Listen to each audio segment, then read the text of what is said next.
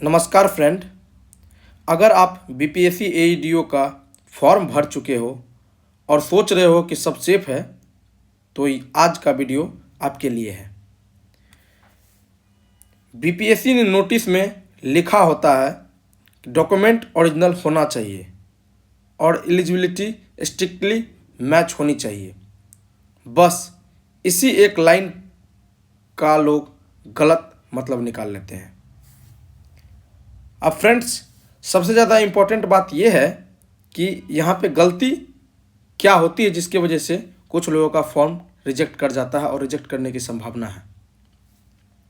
मित्रों, जैसा कि आप सब जानते हैं कि सबसे पहले जो रिजेक्ट होने का सबसे ज़्यादा जो मेन कारण है, यदि आप यहाँ गलती कर बैठे होंगे तो यह डायरेक्ट रिजेक्ट होने का संभावना है। अब सबसे पहला जो संभावना है डिग्री का सब्जेक्ट। डिग्री का सब्जेक्ट जो है वो एग्जैक्ट मैच नहीं करता है। एग्जैक्ट मैच यदि नहीं करेगा तो ये डायरेक्ट जो है फॉर्म रिजेक्ट होने की पूर्ण संभावना है। फाइनल ईयर लिख दिया लेकिन कोई प्रूफ नहीं है। प्रूफ यदि नहीं है आपके पास तो ये भी रिजेक्ट होने की संभावना है। ठीक है ना। उसके बाद कैटेगरी। यदि आप किसी कैटेगरी से बिलोंग करते हैं और उस कैटेगरी का आपने सर्टिफिकेट लगा दिया लेकिन डेट यदि इनवैलिड है तो ये भी फॉर्म रिजेक्ट होने की पूरी संभावना है।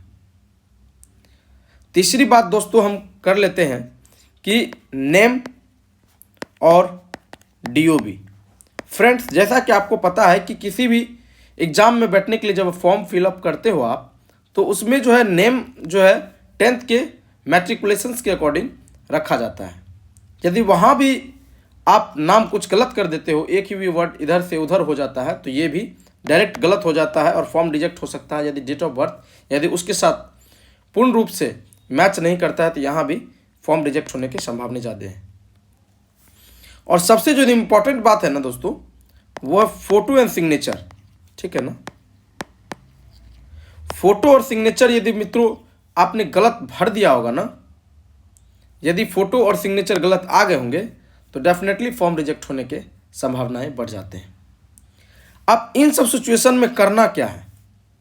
बहुत ही हैवी सिचुएशन जिसकी वजह से आप तैयारी तो कर रहे होते हैं, सारा चीज़ आपको लगता है कि सेफ और क्लियर है, और जिस दिन एडमिट कार्ड आता है तो ये एक समस्या बन करके आगे आ जाता है। तो अब करना क्या है इसके लिए आपको सबसे पहले जो इम्पोर्टेंट चीज़ है जो आपको करना है वो आपको मैच करवाना है डिग्री।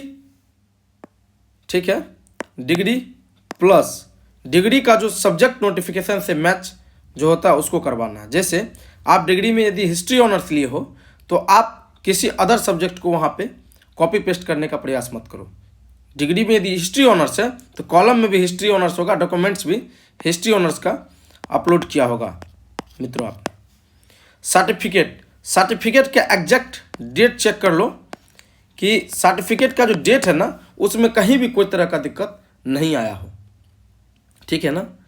और name plus date of birth, ये तो वेरी वेरी इंपॉर्टेंट है क्योंकि यहाँ पे तो आपको एक जरा भी मिस्टेक यदि आपसे हो गया ना तो वो टॉलरेट किया ही नहीं जा सकता आयोग के द्वारा, तो ये ऑटोमेटिक इस फॉर्म को रिजेक्ट कर दिया जाएगा। तो इसको आप एकदम कंप्लीट चेक कर लीजिए अभी ही जा करके, ताकि जब आप एडमिट कार्ड निकालें ताकि आप परेशान ना हो। करेक्शन विंडो पे जो है ना, विंडो आपको चेक करते रहना होगा। आयोग का विंडो जो है उस पर नज़र रखना होगा कि यदि थोड़ा सा भी एक बार भी यदि डेट के लिए ओपन किया जाता है फिर से, क्योंकि हाल में 7 दिन के लिए पोर्टल को ओपन किया गया था।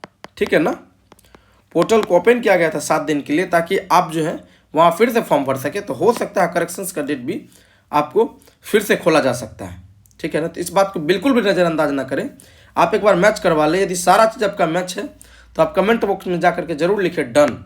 ठीक है। और जिसका डन नहीं है वो इस विंडो पोर्टल पे बिल्कुल नज़र बनाए रखें, क्योंकि एक बार यदि मौका हो सकता है तो आयोग एग्ज़ाम से 20 दिन भी पहले दे सकता है, क्योंकि पोर्टल खोलना जब उनके लिए कोई बड़ी बात नहीं है तो फॉर्म करेक्शंस का भी वो डेट जारी कर सकता है। ठीक है ना।